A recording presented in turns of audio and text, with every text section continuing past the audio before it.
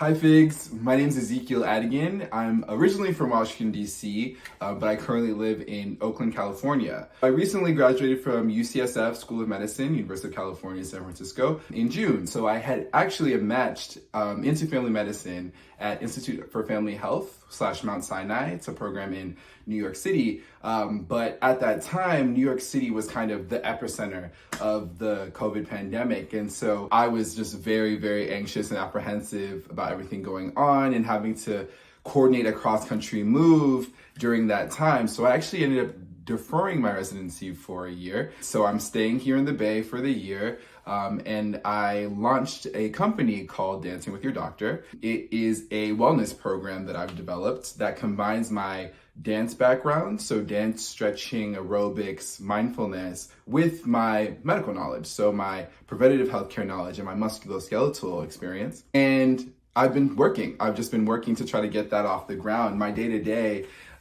is, I wake up and I work. I am the founder and CEO of this company, but I'm also the company lawyer. I am the company social media manager. I am the content creator. I am the salesperson. I do marketing. I'm doing all of the things and learning as I go.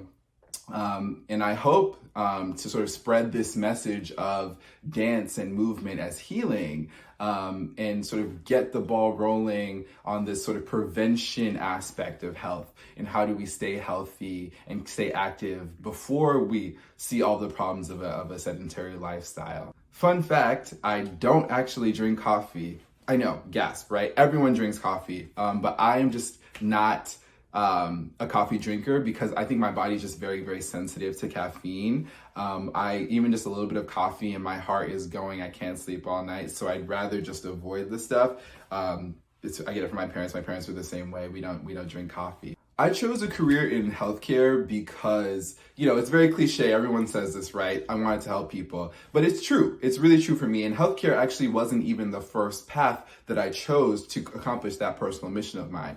So I originally started off in education. My first passion was in teaching.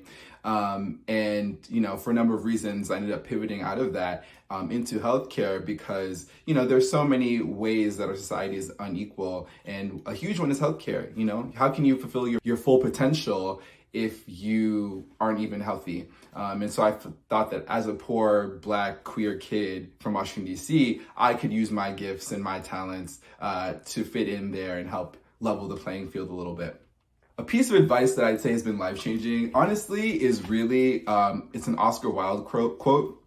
I'm not going to get it exactly right, but it's be yourself because everyone else is taken. And I think that really just was the cheat code for me to just unlock my own power, my own happiness. Love yourself and be who you are. There's no use in trying to be someone else. They're going to be the best at that. You're going to be the best at being yourself. So I've really embraced that and tried to take that spirit into everything that I do.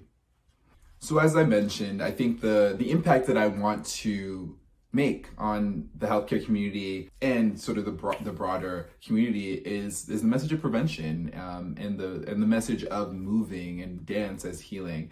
I also want to inspire people that they can do whatever they want to do. I didn't really grow up with any role models who fit sort of all the boxes that I fit, right? I grew up poor.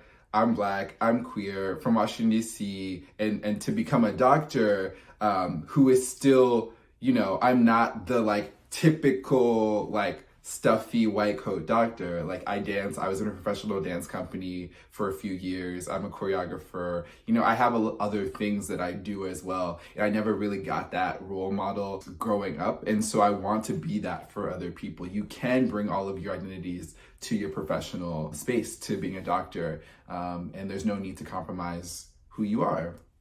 And so I think that really inspires me and drives me as well.